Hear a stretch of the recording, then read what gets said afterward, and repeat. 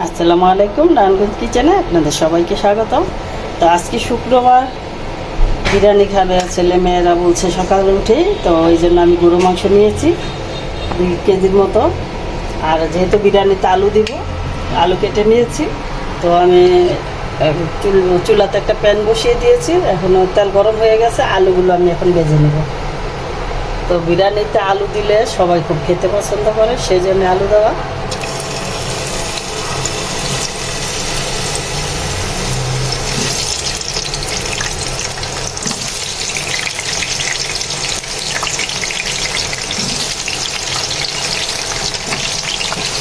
তো আলুগুলোকে আমি নেড়ে চেড়ে সুন্দর করে ভেজে নেব।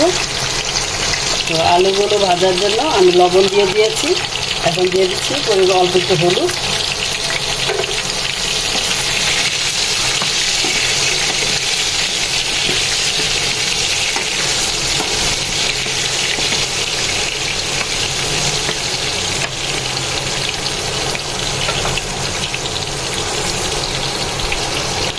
আলুগুলো সুন্দর করে ভাজা হোক, তারপরে রান্না শুরু করব। আলুগুলোকে সুন্দর করে ভেজে নামিয়ে নিয়েছি। এখন একটা চুলাতে পাতিল বসিয়ে দিয়েছি, দিয়ে দিচ্ছি পরিমাণ মতো রেগুলার রান্না তেল।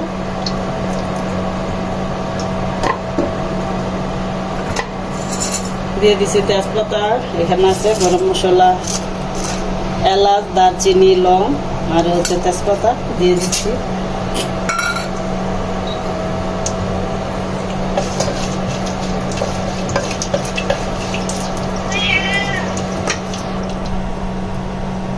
দিয়ে দিচ্ছি পেঁয়াজ,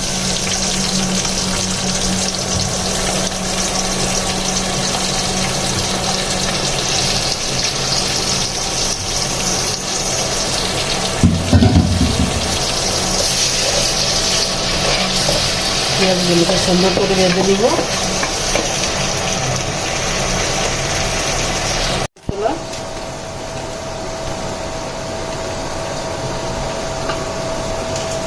বাকি অংশ রেখে অল্প একটু রেখে দিলাম, বাকি অংশ বিরিয়ানি রান্নার সময় দেবো।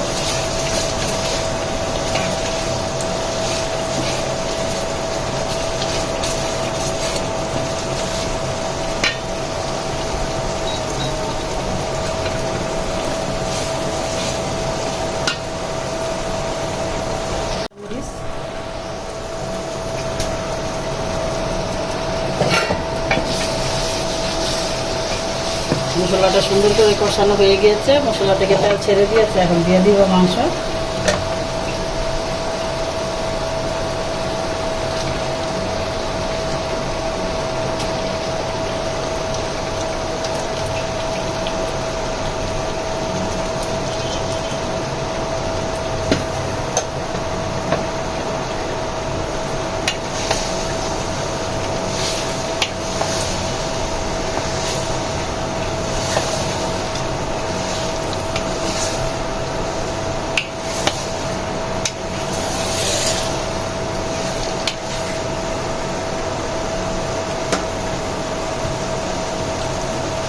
বিরিয়ানি রান্না হচ্ছে, অথচ লবণ দিতে ভুলে গিয়েছিলাম। দিয়ে দিচ্ছি স্বাদ মতো লবণ।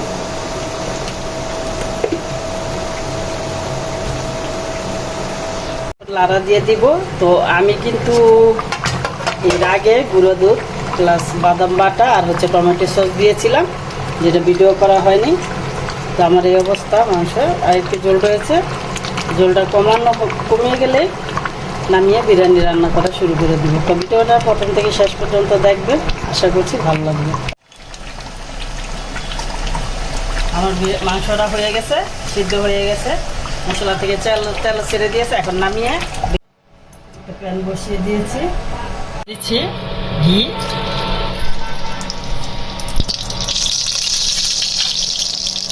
দিয়ে দিচ্ছি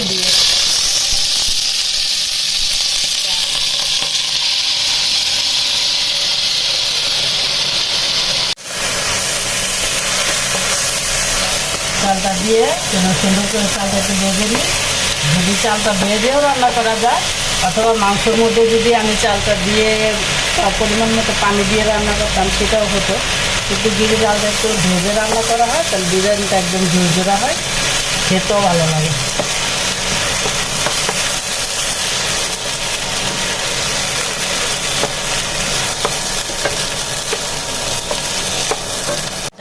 সুন্দর করে ভেজে নিয়েছি।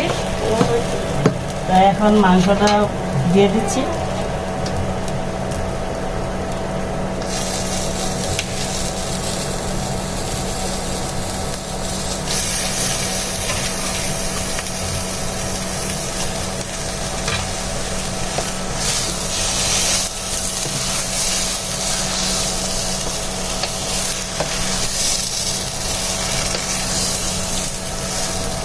দিয়ে দিচ্ছি ভেজে রাখা আলুগুলো।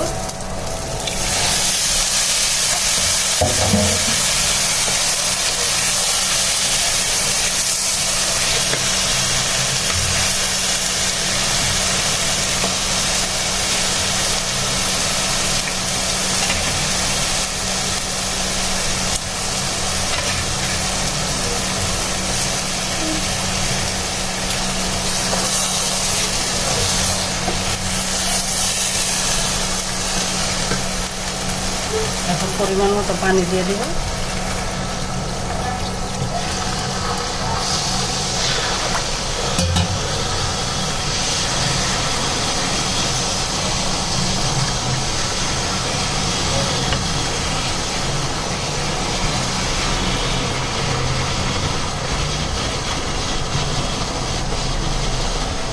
ঢাকনা দিয়ে ঢেকে দিচ্ছি বলক আসা পর্যন্ত।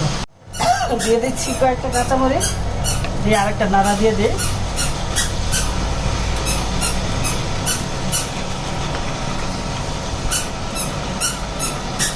গুঁড়া দুধ আমি আগেও দিয়েছিলাম,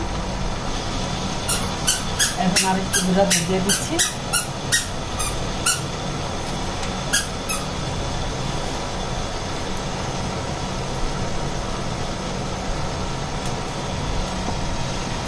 গুঁড়া দুধটা দিলে বিরিয়ানির টেস্টটা দ্বিগুণ বেড়ে যায়। তো এই সময় অবশ্যই এইভাবে একটু গুঁড়া দুধ দিয়ে খেয়ে দেখবেন, খুবই ভালো হয় স্বাদটা। তো এখন রেখে দিচ্ছি। বিরিয়ানিটা বলক চলে আসছে, দুটো নেড়ে দে।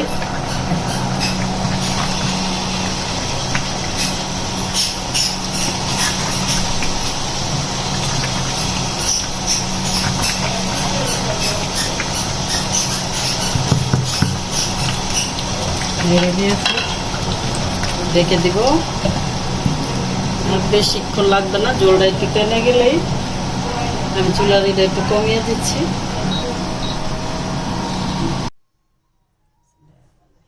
আমার বিরিয়ানি আল্লাহর রহমতে সুন্দর, এই দেখুন কি সুন্দর জোরে হয়েছে। পানি কমছে, আমি চুলা বন্ধ করে দিয়েছিলাম। মাশাআল্লাহ অনেক সুন্দর হয়েছে।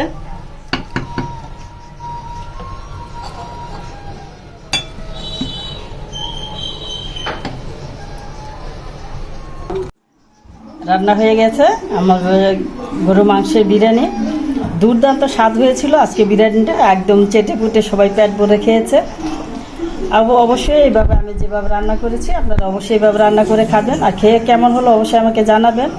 আর আজকের ভিডিওটা যদি আপনাদের কাছে ভালো লেগে থাকে তাহলে অবশ্যই আমাকে লাইক কমেন্ট শেয়ার করে আমার চ্যানেলটা সাবস্ক্রাইব করে আমার পাশে থাকবেন। তো আজকের মতো এখানেই, দেখা হবে নতুন কোনো রেসিপির সাথে। আল্লাহ হাফেজ।